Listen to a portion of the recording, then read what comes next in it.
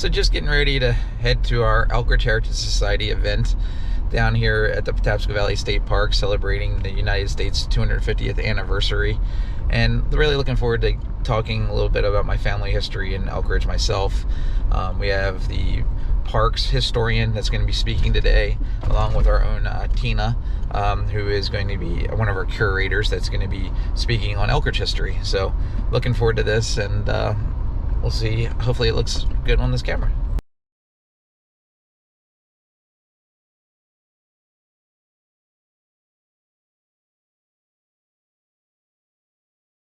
I'm Tina Barton. I'm on the board of the Elkridge Heritage Society, and as I stand here in this beautiful park, I feel so grateful that we have this green space to gather in, and that so many of you took a chance on the weather, which was supposed to be showery and then stormy and then showery and then cloudy. It's beautiful. So why are we gathered? A lot of you have already seen our presentations up here, but I'm just going to give some background. I was part of the HoCo250 project, the history team, and this was what I thought we could do to celebrate Elkridge. Our Constitution set about establishing rules to form a more perfect union. We are still divided today on what that means, and Elkridge is a microcosm of that division.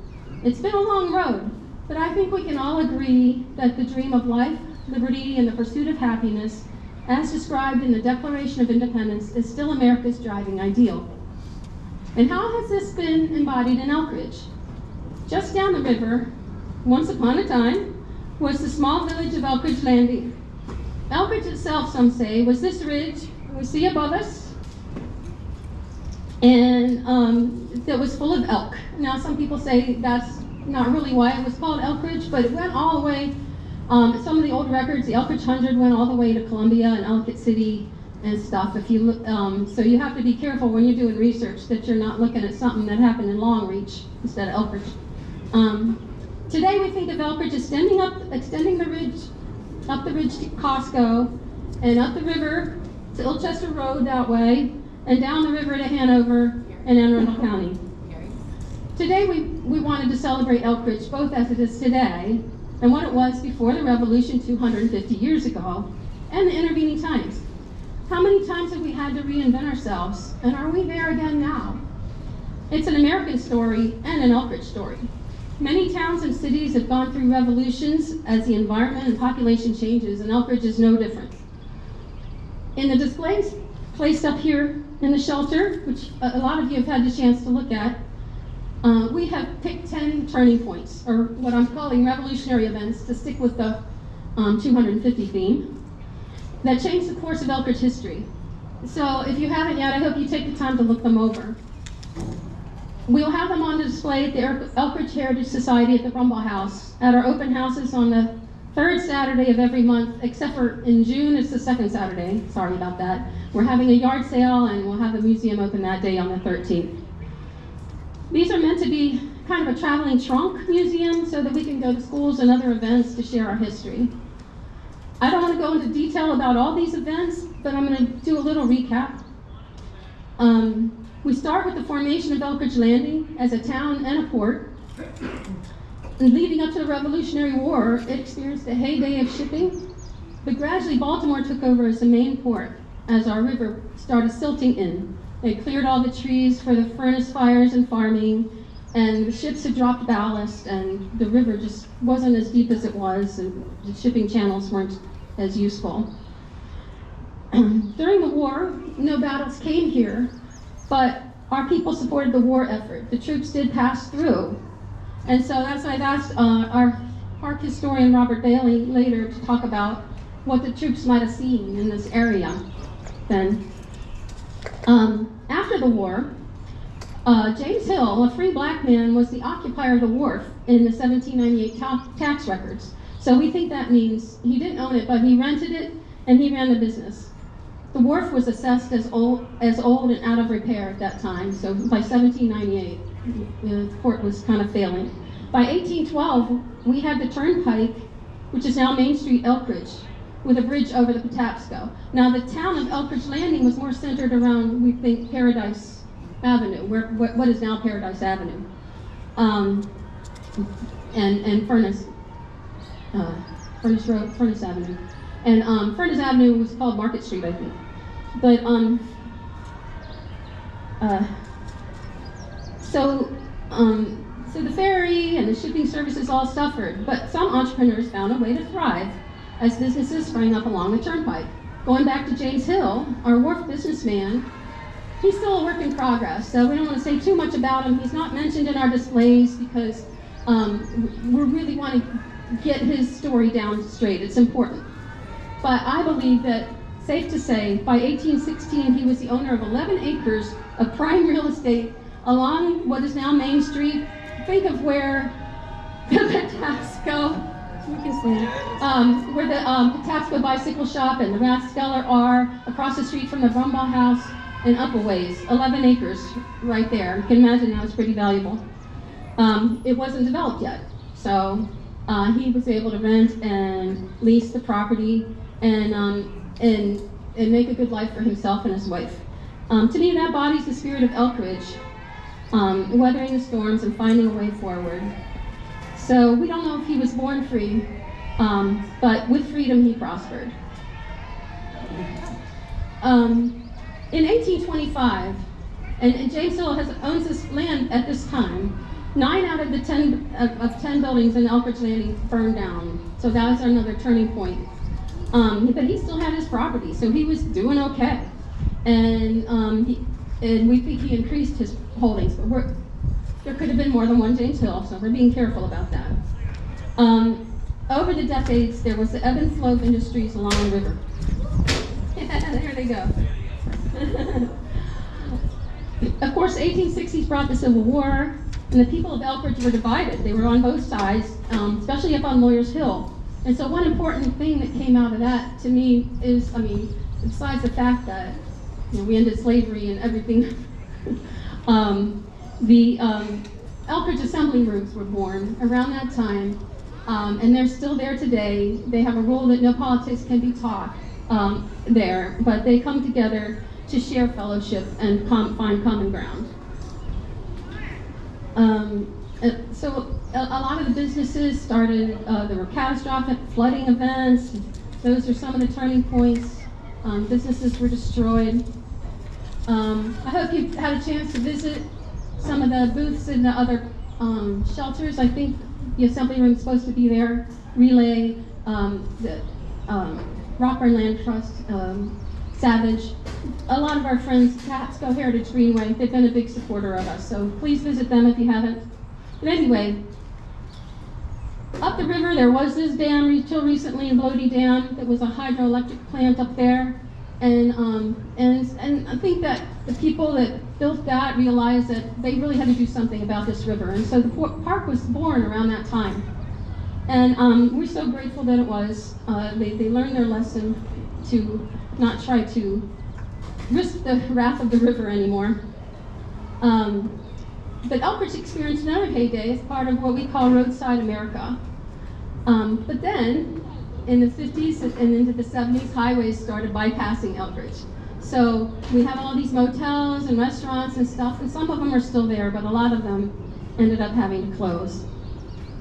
So now we're sort of fighting development, and that's where we have Rockburn Park and Troy Park and the Rockburn Land Trust and the Lawyers Hill Historic District, all preserving green space so that we can still enjoy the area without every single corner being developed as we become more of a suburb than a town. And so what I would like to ask is, what do we want Elkridge's future to look like? Is this suburbia what we want it to be? And so, I hope you're all working with the county to try to find that future. America is still not perfect, and so neither is Elkridge.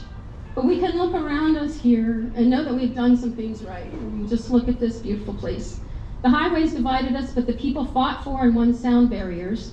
We fought for and won a beautiful library. We fought for and won our own zip code and post office. We've welcomed new people from all around the world, from Nigeria and Cameroon, from India and Pakistan, from South and Central America. This is the way of America, and this is the way of Elkridge. This is our heritage now, an ever-changing vista, striving for a more perfect union. So now I'd like to turn it over to Robert Bailey. He's a historian working with DNR.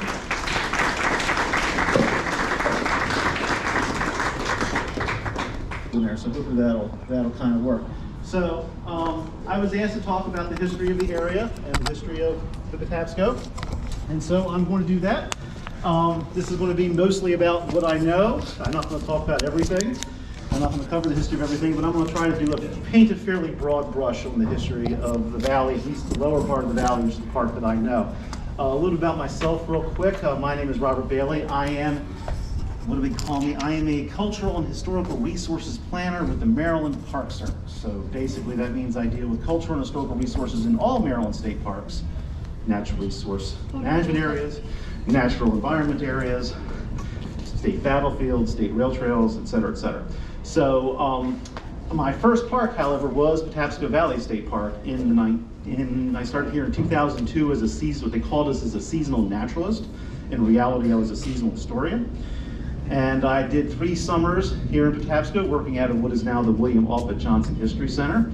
And then I went on to, and I'm still in a career with the Maryland Park Service now. I've been around. I've worked at South Mountain Battlefield and Greenbrier State Park. I've worked at Rocks and Susquehanna State Parks, Elk Neck. I was the acting manager at Elk Neck at one point, and I also worked at Gunpowder Falls State Parks, so North Point. And it sounds great. Sounds like I've done a lot of historic stuff, but for most of my career, I've been doing a lot of this. Please park the car over there. The park doesn't, yes, the restroom is that way. Please pick up your trash, those types of things. So anyway, with that, I do have a background in history. I have a master's in American history, and so Patapsco has always been my first love because it was the first park I worked in. Because I worked here before the age of 30, I have retained a lot of the stuff that I learned. I can tell you all about the Battle of South Mountain, but I gotta go read the book again to refresh my memory. This case, I'm hopefully a little bit better about that. So with that being said, what I have drawn on here is a very rough looking Patapsco River, which is the blue line, which basically starts at Elkridge at the bottom and works its way up to Daniels at the top, and we'll fill it in as we talk. But I wanted to first of all talk about this little, very rough-looking state of Maryland. Does that at least look kind of like the state of Maryland? Okay. I should have had my daughter up here. She's an 8-year-old who can draw and certainly write better than I can. So anyway, I just wanted to draw a quick line right here. So this is kind of like the Chesapeake Bay. I should have made that a little higher up, and this is Baltimore. And there's like a little line that kind of runs through Baltimore, it goes down through here, goes past DC. And that is an important sort of geological barrier in the history of our state and the history of our area. Any idea what that might be? It is the fall line that separates the coastal plain from the Piedmont. And this is a big deal because this has a big influence on the history of our state, our economy, where people settled, what they did, et cetera, et cetera. It's not the only determining factor, but it is certainly a major factor. And I put that here because we are basically right by the fall line of the Patapsco. If you imagine the mouth of the Susquehanna River, and you go past the mouth of like where Gunpowder Falls changes from Gunpowder Falls to Gunpowder River, same thing with the other branches of the Patapsco. The northwest branch of the Patapsco becomes the Jones Falls, the middle branch of the Patapsco becomes the Gwynns Falls, and in Patapsco, it becomes the Patapsco, because it's still the river. For some reason, we don't change the name. So perhaps there was a actual waterfall on the Patapsco at one point. I don't know. It depends on who you read. It depends on which source you trust, which source you think is reliable. So I don't know whether or not historically there was actually really a waterfall, or whether or not at one point they simply called Patapsco Falls because they followed the pattern of the Gunpowder. It's the Gunpowder Falls, and then when it becomes tidal, it becomes the Patapsco River. And when the Jones Falls becomes tidal, it becomes the Patapsco River, et cetera, et cetera. So I point that out because this really is a major important part, because down here all the rivers are navigable. You can take a boat from here and go pretty far inland. You can go all over the place. And in early Maryland, the major crop was tobacco. And tobacco was a very labor-intensive crop, and it grew pretty much everywhere.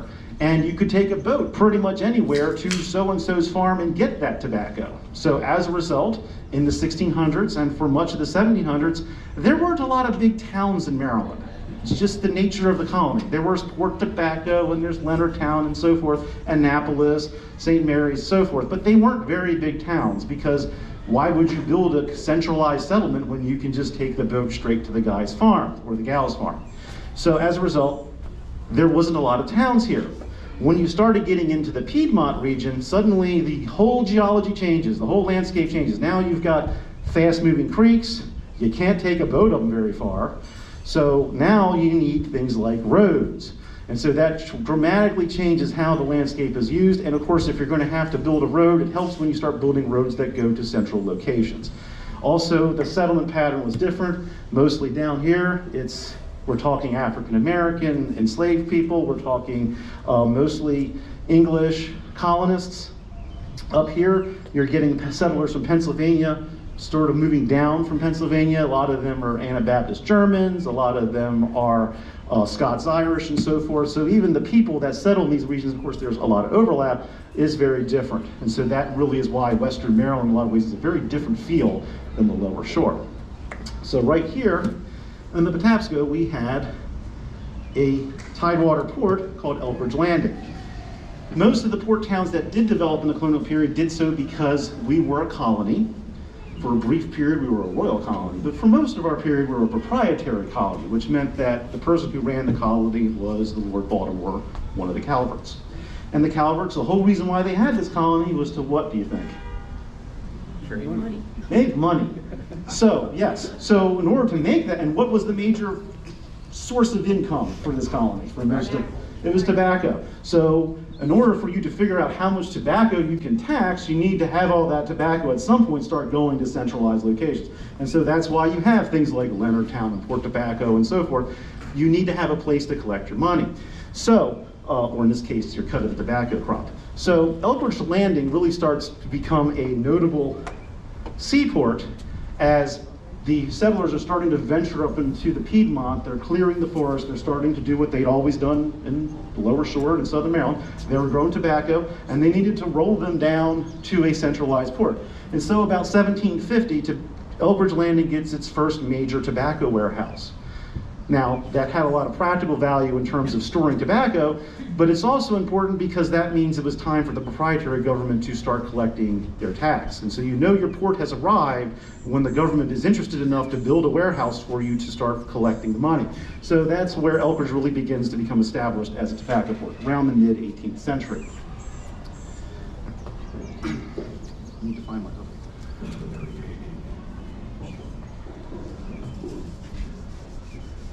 Now, tobacco, as I said, is a very labor-intensive crop, and I'm going to try to use my new erase fancy erase. It kind of works. Okay. In order to get your crops to Elkridge Landing, you had to put, because it was over land, you'll sometimes hear the phrase rolling road, and so they would actually put the tobacco in these big, giant, 1,000-pound, basically, essentially a giant barrel. About 1,000 pounds, and they would roll them down these hills, and since they became known as rolling roads, and the roads were very primitive, they were essentially probably former American Indian trails, and they would roll them down to the Elkridge Landing, and so that's where the name Rolling Road comes from. And so the travel rolling road, that's the origin, and there were bunches of them. The tobacco hogsheads, as they call them, they're usually either pulled by horses or mules, or sometimes by people. I can't imagine how many people it took to haul a 1,000-pound wheel, essentially, down the hill and not get run over by it. But anyway, in 1763, over 1,695 hogsheads of tobacco were exported out of Elkridge Landing. If it's 1,000 pounds a pop, that means it's over 1.5 million pounds of tobacco was transported out of Elkridge Landing. Elkridge Landing was, for a while, a very prosperous port. According to a period map, it was about between 2 and 3 fathoms deep was the depth of the channel. Anybody know how deep a fathom is? That is 6 feet. 6 feet. That is remarkable. So how deep was the channel? 12 to 18 feet, according to a map from about the mid-18th century. I have paddled my canoe down the Patapsco River. I have paddled it past where the Elkridge Furnace Inn restaurant is now, and I ran aground and had to get out of my canoe and drag it about 24 yards or so before I could get back into it. So to give you an idea of how much the landscape has changed, that's about as dramatic as I think as illustrations as I can imagine. We really don't know exactly where the port of Elkridge was. We have a pretty good idea. Ms. Barton did give us a pretty good location. We have a pretty educated guess, but the landscape has changed so much that we really have no idea. No surviving buildings from that period still stand. Maryland Historical Trust has surveyed nearly every single building in Elkridge, and the oldest one they could date was from the 1820s, which is well after the heyday of the Elkridge Port. So anyway, in addition to tobacco, there was another big industry that came up in this area that I'm going to talk about, and that was the iron industry. The first major industry in the Patapsco was actually the iron industry, and when it came with the construction of a furnace in about 1755.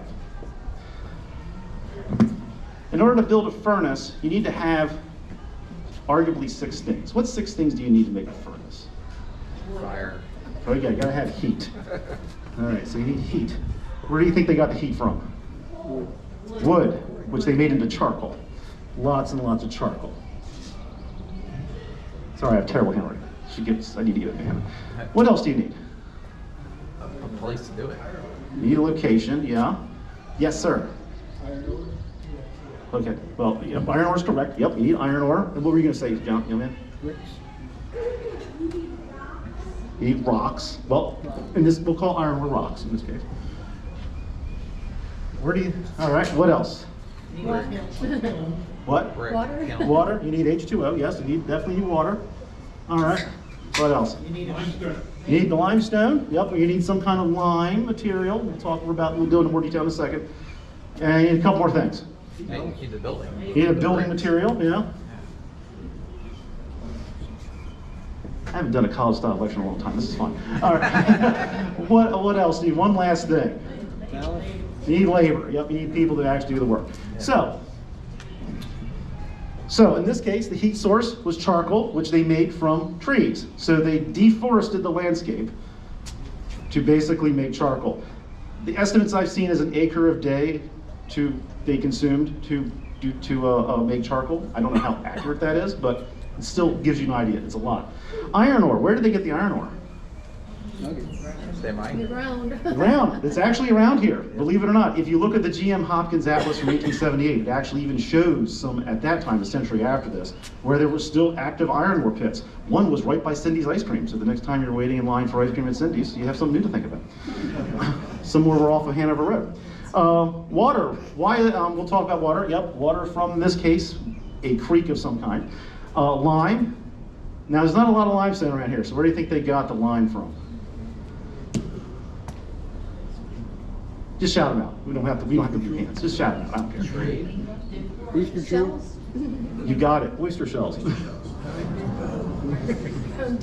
Oyster shells. Home Depot. Yes. Now you need a building materials. They built it out of stone, which you get around here. And of course, labor. What sort of labor do you think they used? Convicts. Huh? Convicts. And Yep, you got it. You must know something about the history of this place. Yeah, Yes, they used convicts. And that's terrible, I can't write, sorry, it's moving. And of course they used enslaved labor. So the reason why they did this is because all of this was already here. They just simply, Caleb Dorsey, who was the first iron master in the valley, used enslaved labor that he had already been using in the tobacco fields and simply transferred them to the iron furnace. So in case you don't know what a furnace looks like, this is what happens when you go to Staples. Furnace is basically a big giant oven. Looks kind of like that. It's got a big hole. And the reason why you need water is you have to have a bellows to blow cold air into the furnace, blow ambient air into the furnace. And so in order to get that furnace to work, you have to attach it to a water wheel of some kind. And that water wheel then turns the bellows that blows the air into the furnace. These are called cold blast furnace. So if you ever heard the phrase cold blast furnace, that's what this is. As opposed to a hot blast furnace, which makes steel. This is a cold blast furnace. It doesn't get hot enough to make steel. It mostly makes iron. Basically, it's a big oven. You pour all the stuff into the top. You set it on fire and you let it cook for a long time. And then eventually, all of the impurities rise out from the top. And iron comes out the bottom. And it comes out in these little, looks like little trees. Basically what they do is on the ground, they put a bunch of sand on the ground and they carve it into little patterns. And then when they tap the iron furnace, it flows out of the iron furnace into these patterns here. And it looks kind of like that. According to people at the time, it looked like a pig suckling on its mother, hence the name pig iron. The more proper name is cast iron. But essentially, it is raw brittle iron that comes out of the furnace, comes out of the bottom into cast iron, and then the rest of the impurities are dug out and then thrown in piles somewhere. So you always know you found a furnace when you find these little shiny rocks, because it's basically leftover slag from the furnace operation. This was the first industry in the Patapsco, and they began to use, and the thing that's cool about it is they essentially used the infrastructure that was in place from tobacco farming. They used the same labor source, and they basically were able to use the same transportation network, and the fact that it was in Elkridge Landing, or at least close to Elkridge Landing, we don't really know where the furnace actually was.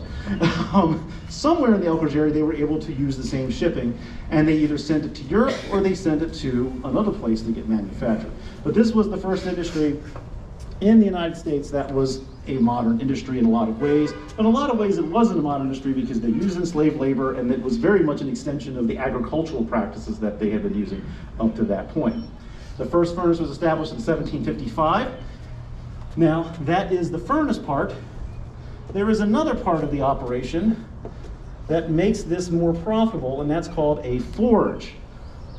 So what the furnace does is it makes cast iron, and then you take the cast iron and then you send it to a forge where you then reheat it and you beat it to death with hammers, sometimes with water power, sometimes by hand, into what's called bar iron. And bar iron is what you then make things out of: nails, horseshoes, shovel spades, that kind of thing.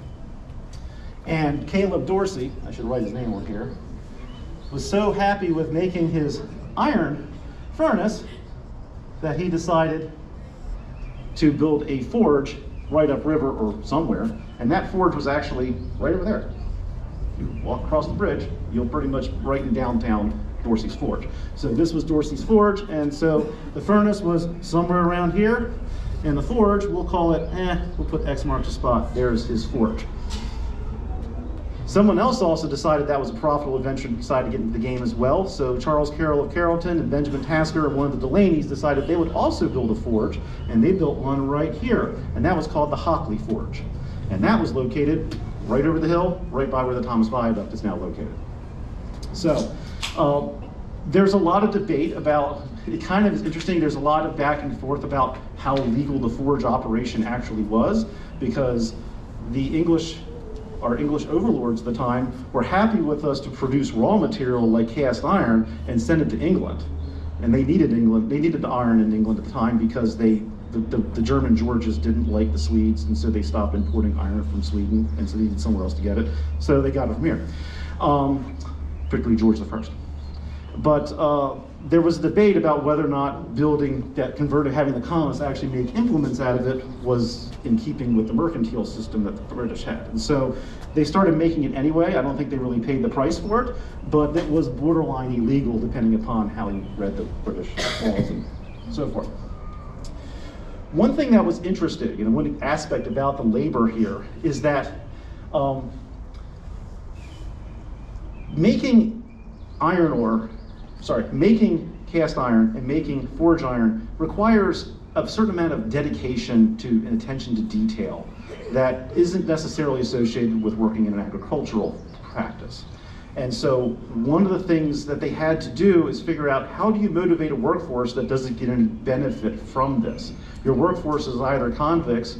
The Scots rebelled a couple of times in the 18th century, and so they were given a choice: lose your head or go be a prisoner in the colonies. They chose going to the colonies.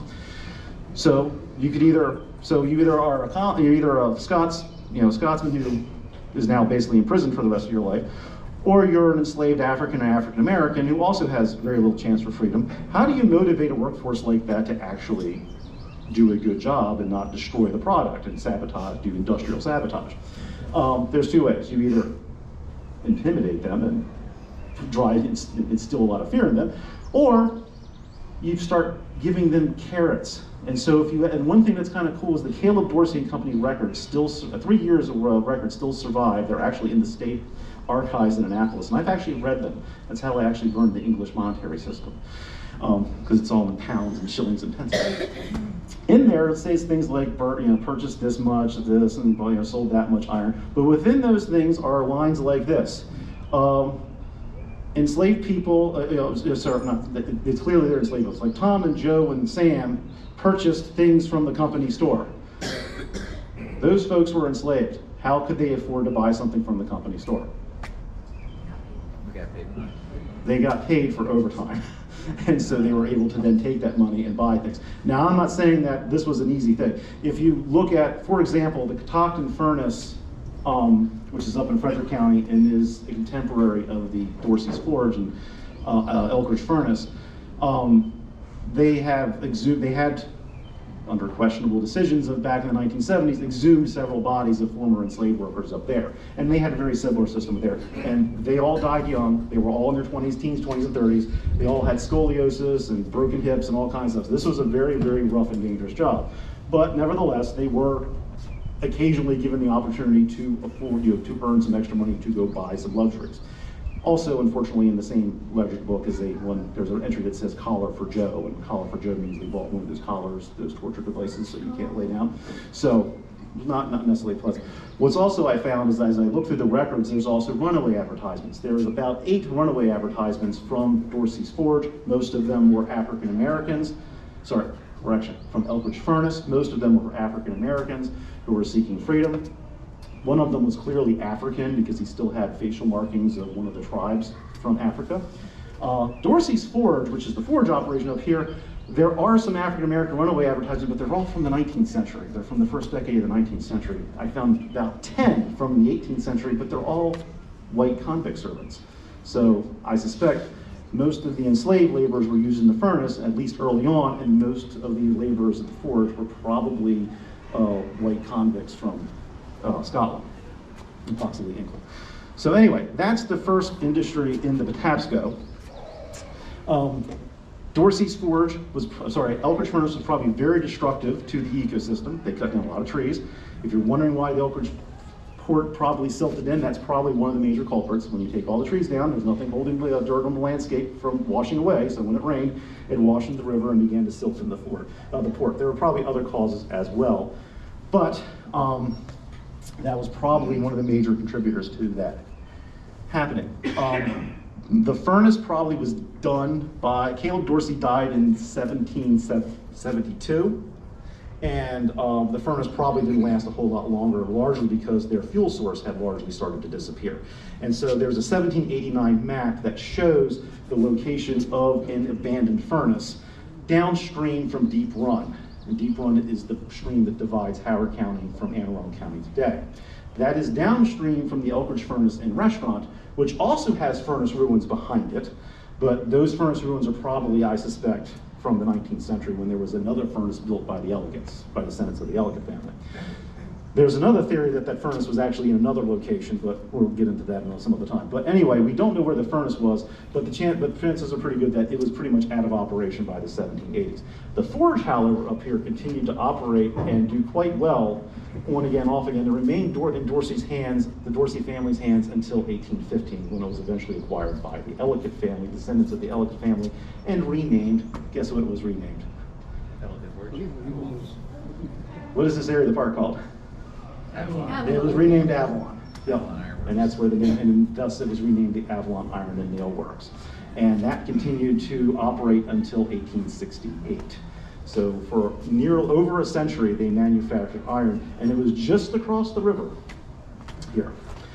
Going back to Elkridge for a minute, I meant to talk about this. I apologize, I skipped over. To give you an idea how deep the port was, allegedly, according to historian Thomas Scharf, who was a historian in the 19th century, 100 years after the events in question, so I don't know if it's the most reliable source, but according to him, when the Marquis de Lafayette and his troops were traveling from up north to Virginia to Yorktown to fight the British in Cornwallis at Yorktown, they tried to cross the Patapsco at Elkridge Landing, and apparently one of the barges either capsized or sank somehow, and 9 of the soldiers drowned. But that again is from a source 100 years later. But if true, it does give you an idea of how substantial that port was. Incidentally, the Rochambeau who also crossed the Patapsco, actually crossed pretty much here and most likely in front of what was then Dorsey's Forge. And they actually have a cool map of it from the period, so you get an idea. So, which is actually on, is it on here? Yeah, well, it's No. not zoomed in, but his map is at the bottom of that second one. Ah, okay, yes. So there's actually a blown up map that actually shows like it actually is specific to this location, which is a cool thing. So thank you. So anyway, any questions about the early period? Are there any shipping records? Not that I'm aware of. Do you know if there's any shipping records? No, not that I'm aware of. Like I said, the best source I found is the Dorsey, but of course I haven't looked for them either, so that there could be, but not that I'm aware of, not that I've looked for them.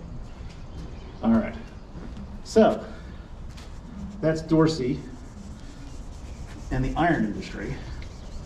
As I said, and the Ellicotts also got into the iron industry, but let's talk more about the Ellicotts and their real bread and butter, and really what made the valley become, in many ways, the industrial site that it would become. Let's talk about the Ellicotts and Ellicotts Mills.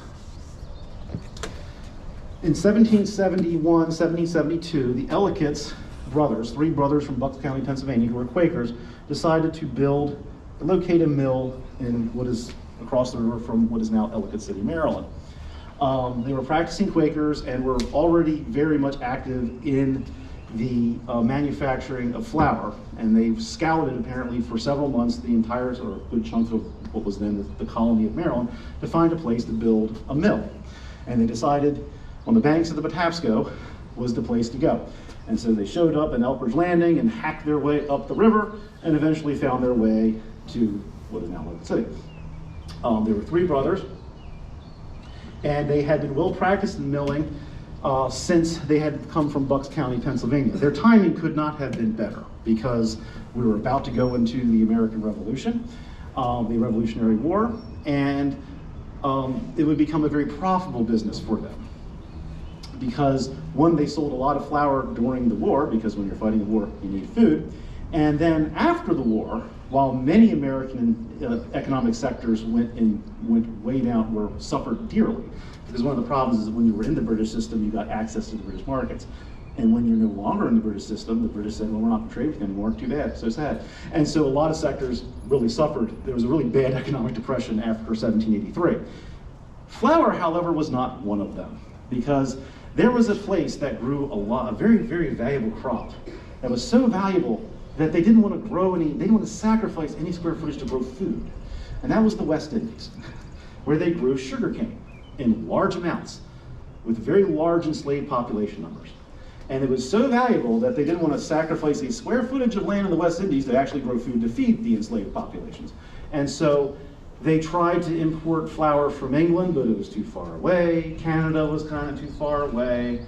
But the mid-Atlantic states of the now United States was kind of close. All right, well, we're making so much money on sugarcane, we'll swallow our pride and let you continue to sell flour to the West Indies. And so as a result of that trade network, the mid-Atlantic states of the United States became one of the largest producers of flour in the world for a period from the late 18th century until after the Civil War. It is one of the major industries that led Baltimore to become Baltimore. And if you've ever driven, and of course, as part of that, if you're going to sell flour to the West Indies, that means you're going to get what in return? Sugar. Lots of sugar. So if you've ever driven around Locust Point and go, why is there a giant sugar processing plant in Locust Point with a giant sign that says Domino? The story's a little more complicated than that, but it is suffice to say that is a leftover vestige in a lot of ways of the same trade that had been established in Baltimore 250 years ago. So the Ellicotts, for their part, made money really three ways in the valley. First of all, they manufactured flour. Second, they decided that they needed a central port to send the flour to, and they didn't want to have to do it here. They didn't like Elkridge, sorry. They wanted to send it somewhere else. So they decided to build a road. I'm going to use the black marker, because the blue kind of means water, so let's use the black. So they sent it overland, when what is now Frederick Road, to Baltimore, and thus Baltimore became the major destination for Ellicott Mills flour. The other thing they did is they also bought up all the land on the river, which we'll talk more about in a minute. So they were also big into real estate. The Ellicotts were very inventive. First of all, they built a mill. What's the first thing you need? If you're going to build a mill, what do you need? Water. Need water. How do you get water? You dam a river. So we're going to dam. You got D-A-M, no N on that. You got to dam the river. All right. So here's the river here, and you got to build a nice little pretty. As we had to explain to one of my former bosses, stop putting the picture of the dam on the web page because people think it's a waterfall. It's not a waterfall, it's a dam. And you send it into a man-made channel called a mill race. And that mill race sometimes goes off to a holding pond, but more often than not, it just goes straight to something it's big and round. It's called a water wheel. And there's a lot of different types of water wheels. You've got overshot water wheels. You've got, so the water hits it up top. You've got pitchback water wheels where the water wheel hits it and it goes this way. If it's overshot, it turns this way. And sometimes they go straight underneath them. But what's the point of building this? Why do you need to build a dam? Why not just stick the water wheel in the river? Because it changes. Yeah, because the river goes up and down. You're so good for raising your hand. Just go ahead and shout it out. It's okay. It's okay. I appreciate it. So anyway, yes, and then it goes back to the river in what's called a tail race. So head race, tail race. Sometimes it looks like a canal. So every mill is going to have one of these, and these things were everywhere. If you've ever driven around Carroll County or Northern Baltimore County or Harford County, just to give you an idea how widespread this industry was, there's usually such and such mill road, and such mill road probably went to a flour mill. Not always, there were a few other ones, but they were just everywhere. Most of them were little mills, but they all had this in common. Once you get the water to turn the water wheel, you basically have a big tall building, usually 3 or 4 stories high, and you've got a water wheel next to it or inside it and so forth. And a water wheel, by the way, is literally just a whole bunch of buckets. It's not like a paddle wheel on a steamboat. It's got little buckets, so the weight of the water makes the thing turn. It doesn't like blast its way through, just the water comes in, it fills the bucket, and then the weight of the bucket makes the wheel turn. So you got a shaft. Sorry to use that term, but that is the term. Think of it like a drive shaft. They used a drive shaft, brought it in here, and then it would turn some kind of gearing system. And it would connect to another a shaft going up and down. And the heart of a grist mill was a set of stones. And if you've ever seen stones that look kind of like this,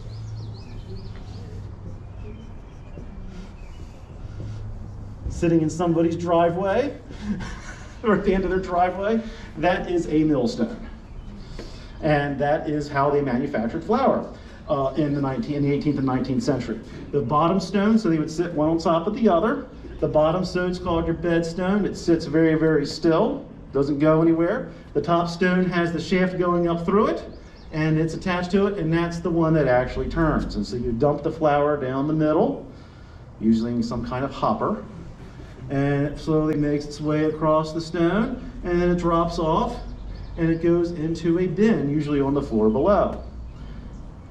That is flour making 101 and cornmeal making 101, because they use the same type of thing, and so forth. Flour stones for most mills were 48 inches. Commercial ones are usually 56. The Ellicott stones were 7 feet. I don't know how familiar you are with millstones. That's silly, because it's a circle. So anytime you make it bigger this way, you're adding a whole lot more square footage. So the area of a 7-foot stone, it's not just to say it's double a 48-inch stone. It is a lot more. So anyway, they had 3 pairs of stones. The other thing that's interesting about flour milling is that gravity is your friend. So if you're going to grind something, you want to make it fall down and make it fall down. The problem with gravity is that once you hit the bottom, what are you going to do? Well, in the olden days, they used to then collect it in sacks and walk up the stairs and drop it down again. So if you need to run it through multiple times, that's a lot of labor. It's very labor intensive, it's very tiring. Plus, given the demand, they tended to put a lot of wheat in these things before they were fully dried, so they tended to clump up a lot and so forth. So you had to spread it over the floor, and they literally would take rakes and rake it over the floor to try to cool it down and try to get it to declump and all this kind of stuff. It was very tiresome. So what the Ellicotts did is they adopted, or invented, depending upon who you read and who you want to believe, invented a system where they didn't have to use a lot of labor. And the coolest part they invented, or Oliver Evans invented, is a series of is a series of cups attached to a belt. Elevator. It's called a grain elevator. And if you go into a grist mill, sometimes you'll see these they look just like this, by the way. They just look like a post, but it's hollow. And inside of that is a belt with all these little cups attached to it. And we'll just scoop it up and take it up the top floor and then throw it into a bin. And then once again, gravity could work for it. So the Ellicotts were very inventive and very creative and very good at, or stealing, depending upon who you read, at taking this technology and making their mills very, very, so they, unlike a lot of other industries, they didn't, very early on, the flour milling was very mechanized. So once you got this system set up, you only need a handful of people to operate this. So you don't have to pay, there's not a lot of labor costs in here. So, and they would run it through repeatedly, and they would make a lot of flour. The bigger mills made more than the smaller mills, but the Ellicotts were very good at cornering the market, because when they ended up going into real estate and selling off a lot of their land, they had a tendency to write in the deeds, "You will not build another flour mill." So as a result, Ellicotts Mills pretty much was the flour mill on the main branch of Patapsco. So if you ever notice when you go up and down the valley, there seems to be a dearth of flour mills on the main. Now, if you go up on the branch and you go up some of the tributaries and so forth, you'll find these little, small grist mills. But in terms of big, giant, productive flour mills, commercial mills, merchant mills as they call them, the only other one that ever got built was Orange Grove down here, and that was built long after the Ellicotts had lost their fortune and kind of exited the scene.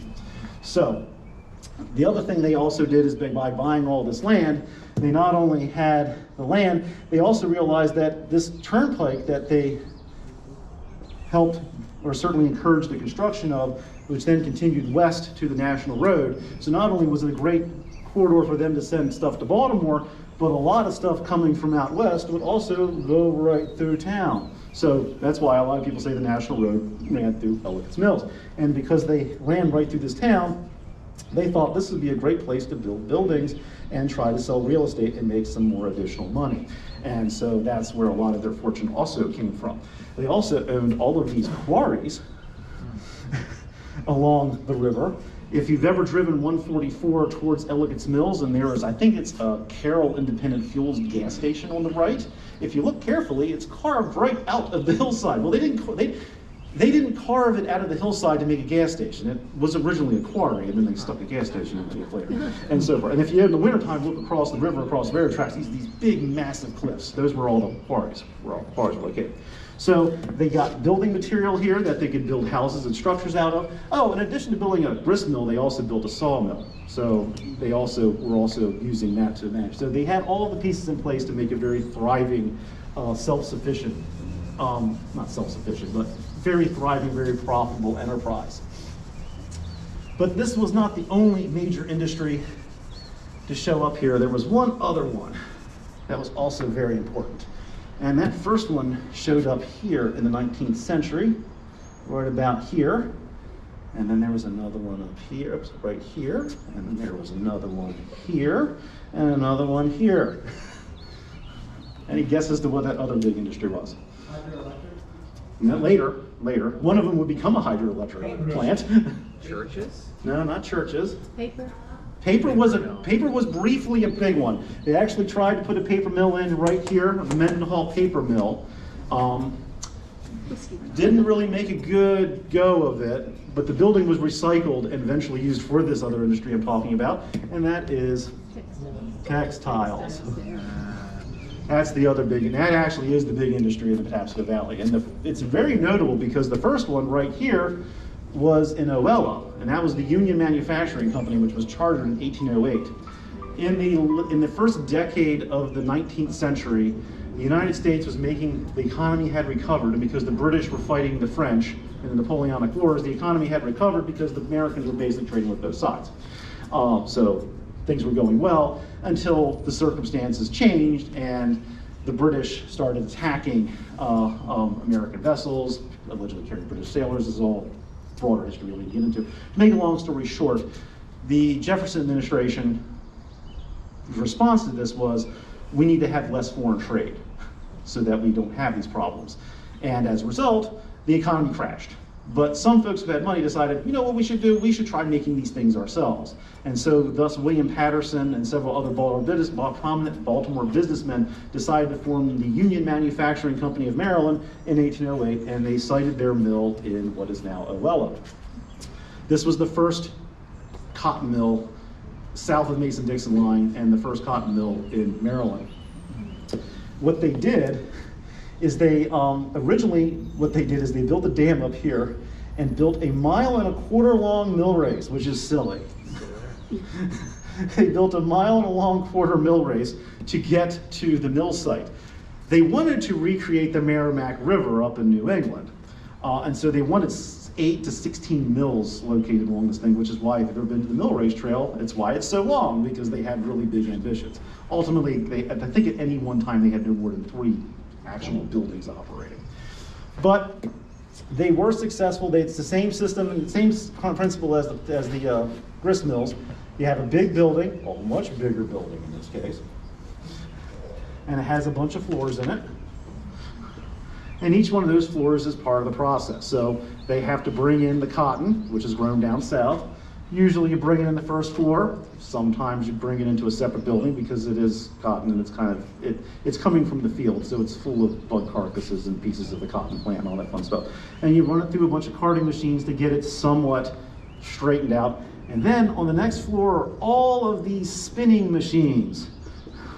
And they just stretch the yarn and stretch the yarn and stretch the yarn and stretch the yarn until it comes out fairly thin. And then on the final step of the process, at least in the spinning process, there's a big machine on the top floor called, let me make this a little bit taller. There's another machine called a mule, where they actually literally push the device to get the yarn really, really stretched out. This mill was originally sold as an opportunity to put poor unemployed people to work, vagrants and so forth. They ended up mostly employing children. The vast majority of the workforce originally was children under the ages of 16. The idea then, well, of course, at this time, most children did agricultural labor at home, so this wasn't that far of a leap for them, but because it was believed they had the small hands and the dexterity, and they could crawl around these machines and so forth.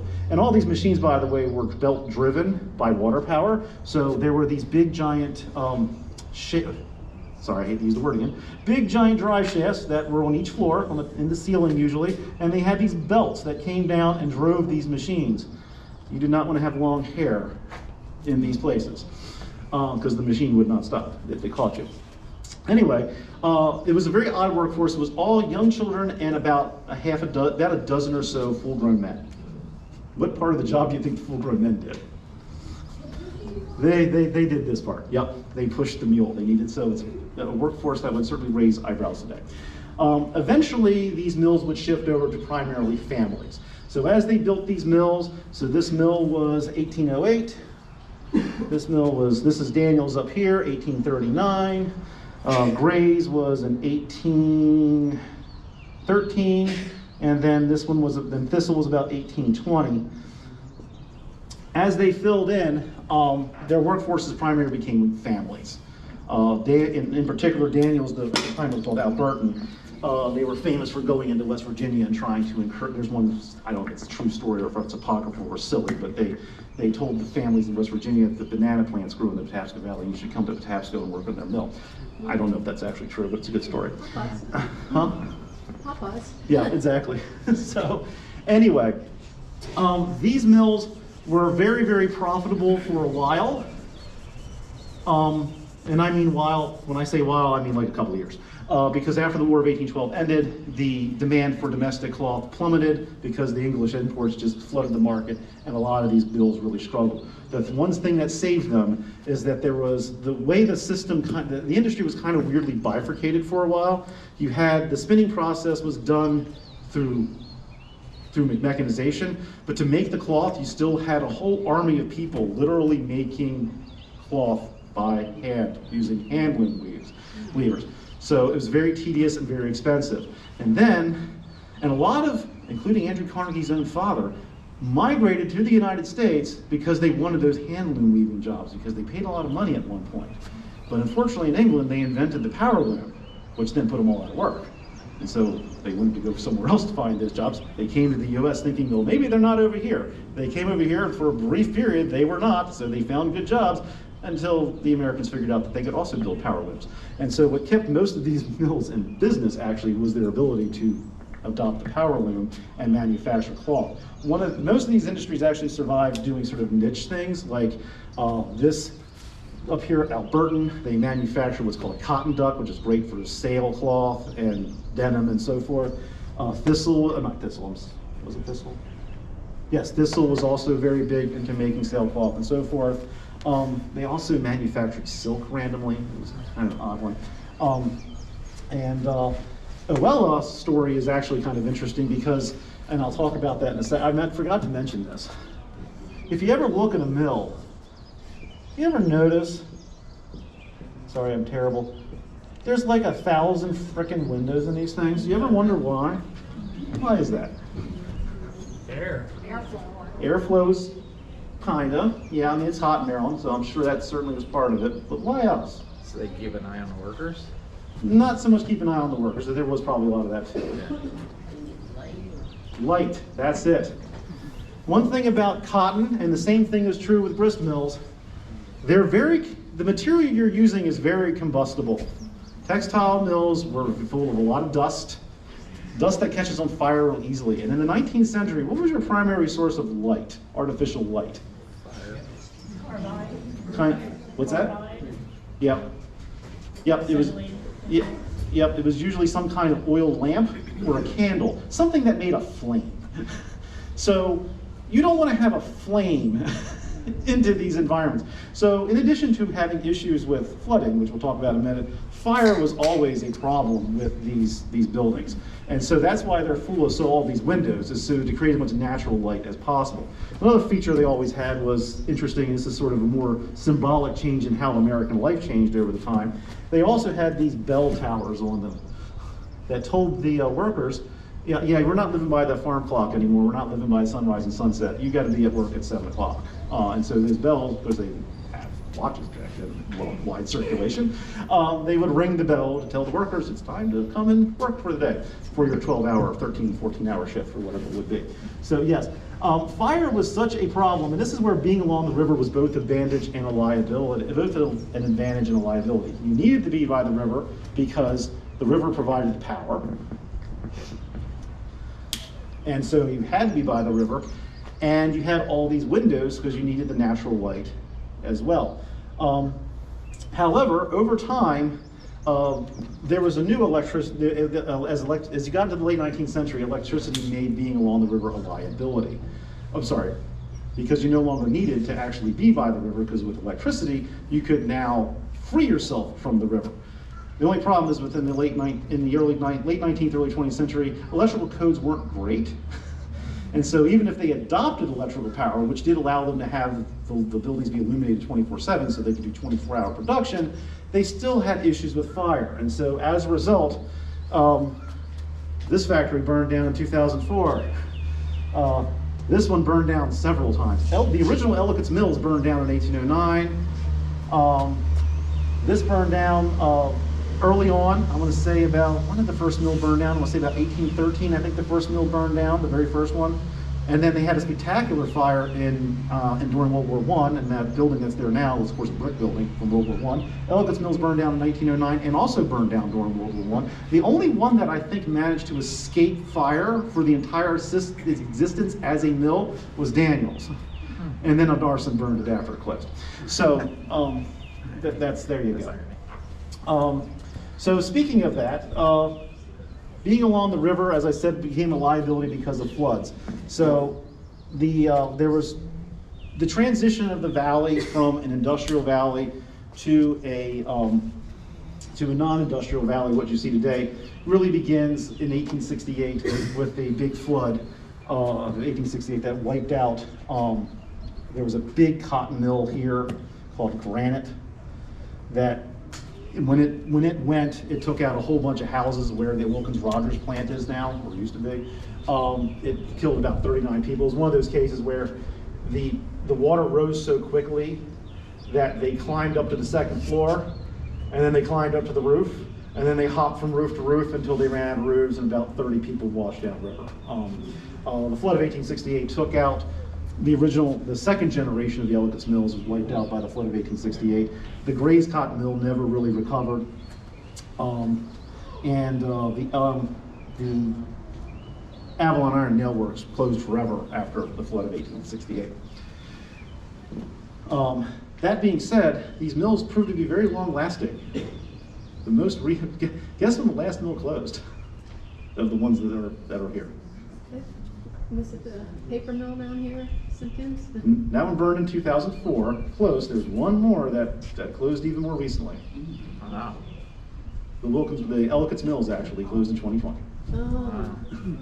So even though we've had the park for a long time and we've transitioned to being a more bucolic valley with the park, these mills proved very long lasting. Daniels closed in 1972 because of Tropical Storm Agnes. Everybody thinks this mill also closed because of Tropical Storm Agnes, but no. It actually closed on its own 3 months earlier because no one was it had converted to being a woolen mill under W.J. Dickey and Sons, and no one was wearing woolen suits by 1972, and so they closed down, went out of business, and then Agnes hit it. And then Wilkins Rogers was heavily damaged. Gray's was gone by then. Gray's shut down in the 1880s, never really recovered from the flood of 1868. But yes, Thistle actually had a very weird long life. It survived. At one point they manufactured tire fabric.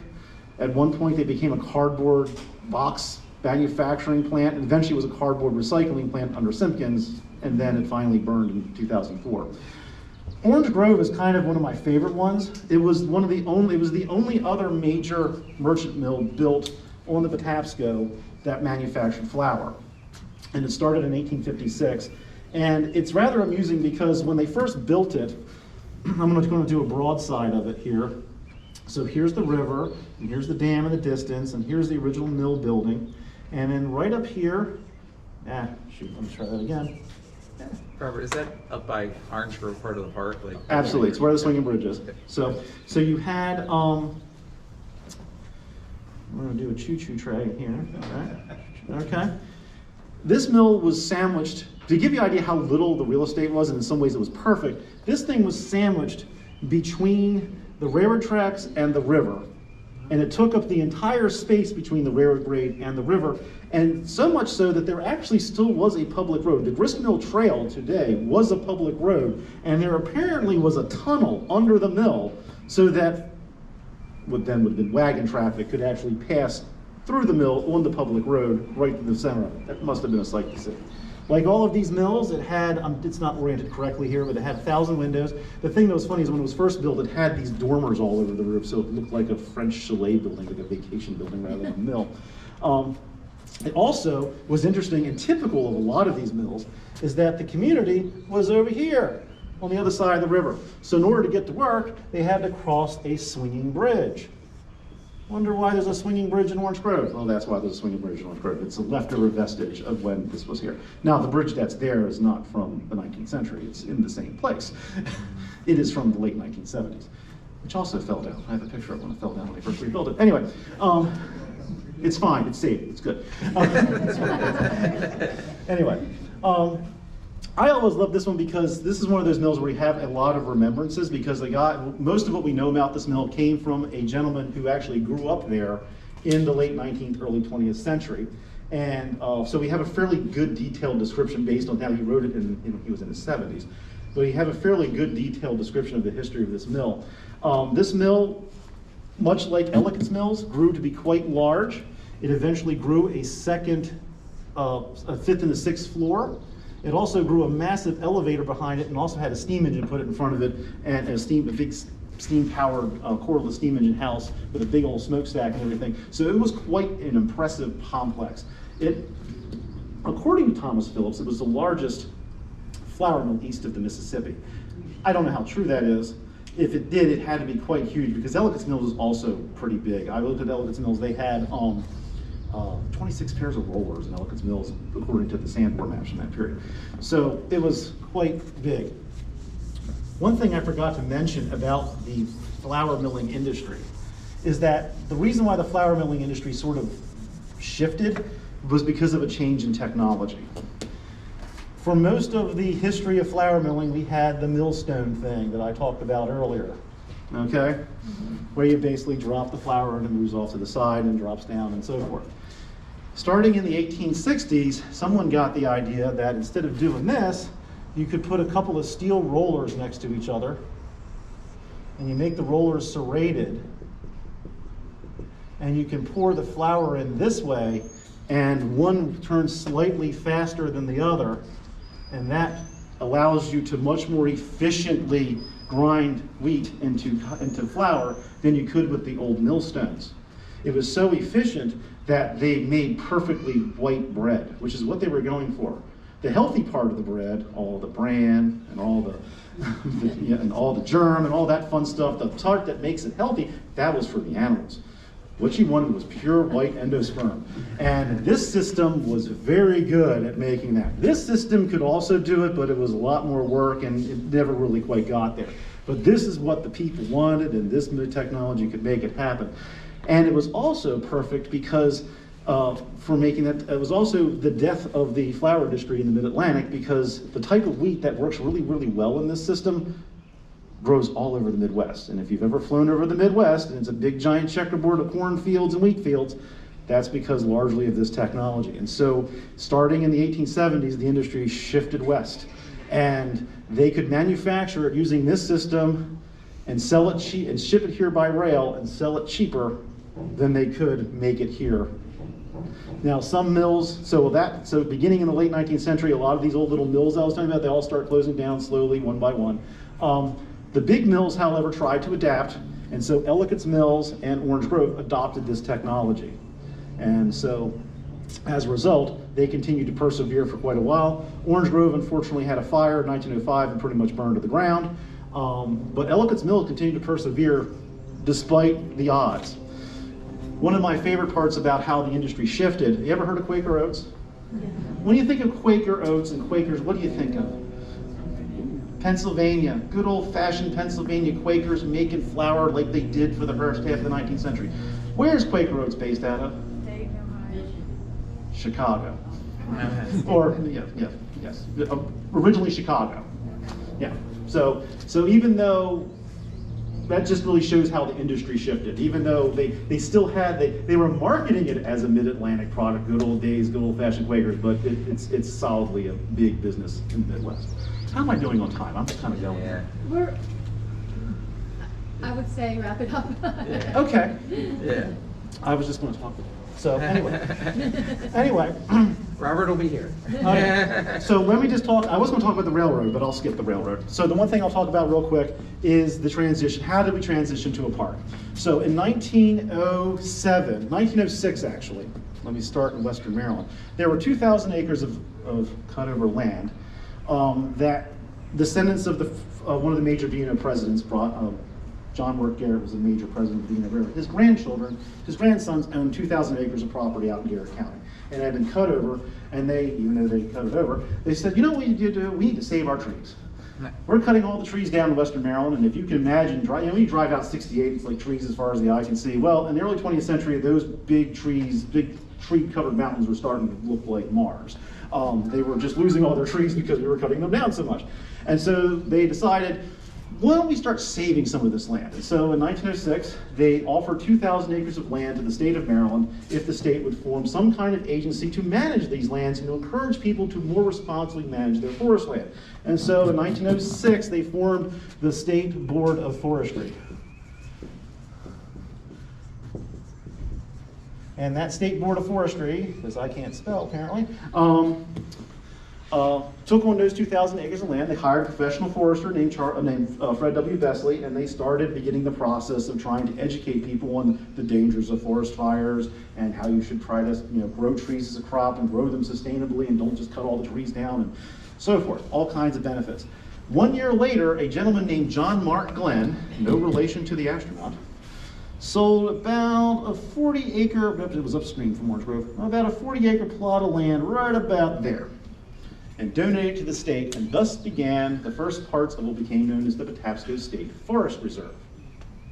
And the Patapsco State Forest Reserve just existed as that little plot of land for a few years. But Fred W. Besley, the state forester, realized that being this close to the city, where half of Maryland's population lived in 1920, by the way,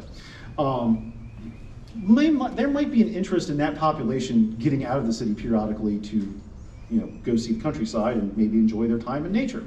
And so he and some allies in Baltimore, in the Baltimore political world, and some wealthy, influential folks decided to go to the state legislature in 1912, and they got legislation passed that gave the State Board of Forestry power to purchase some land in the Patapsco. And so they started buying a bunch of land in the Orange Grove area and in the Glenartney area, in the Avalon area.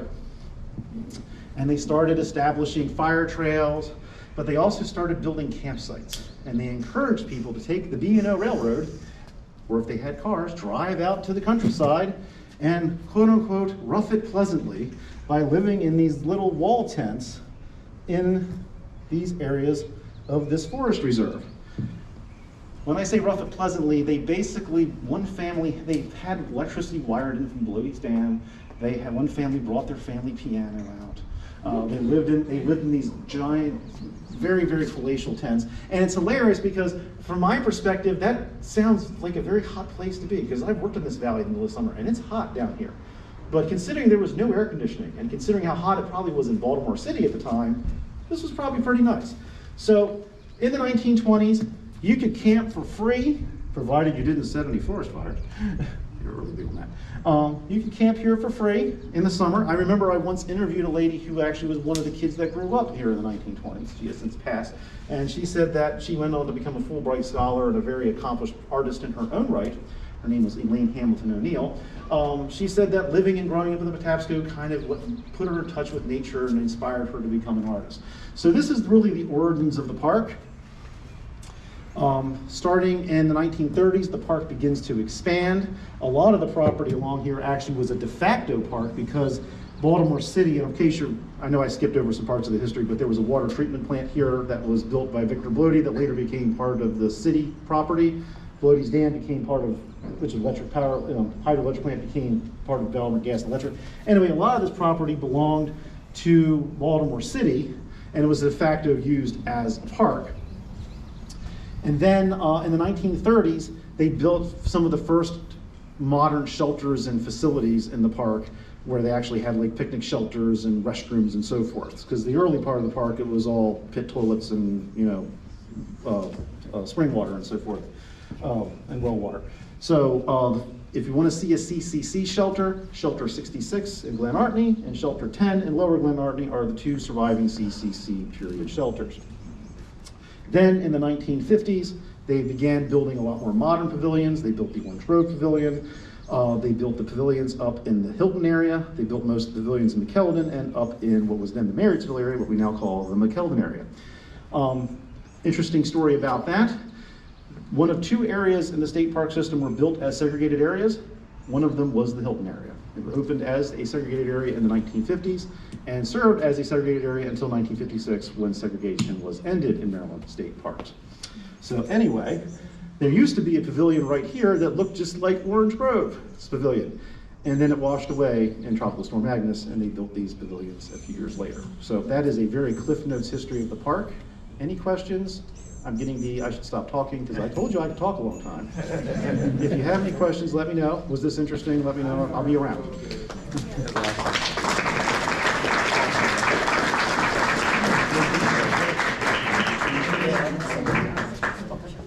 So it's my turn. I'm Craig. I'm the president of Elkridge Heritage Society, and it's kind of my job to wrap this up a little bit. I won't be as long. I'll be more like Tina's length of talking here.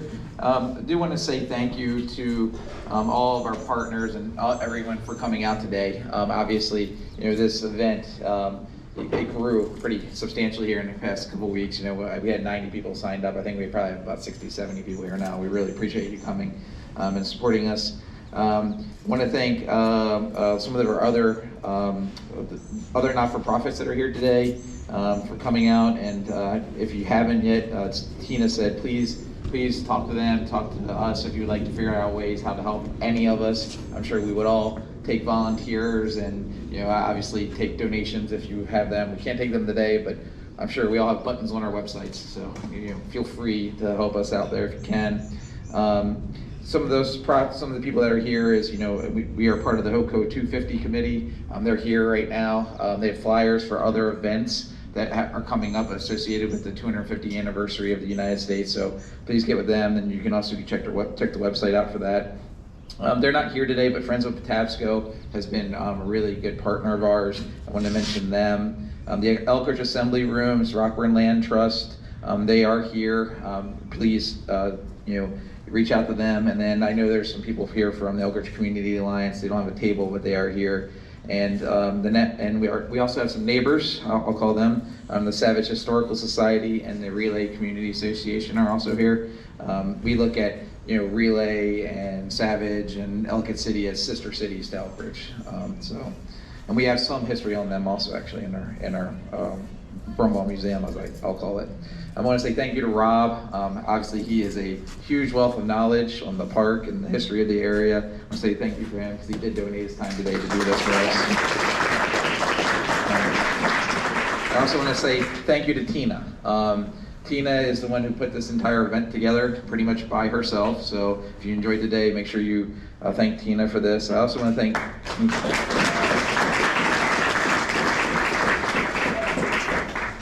thank Tina because without her, the Elkridge Heritage Society really wouldn't be what it is today, honestly.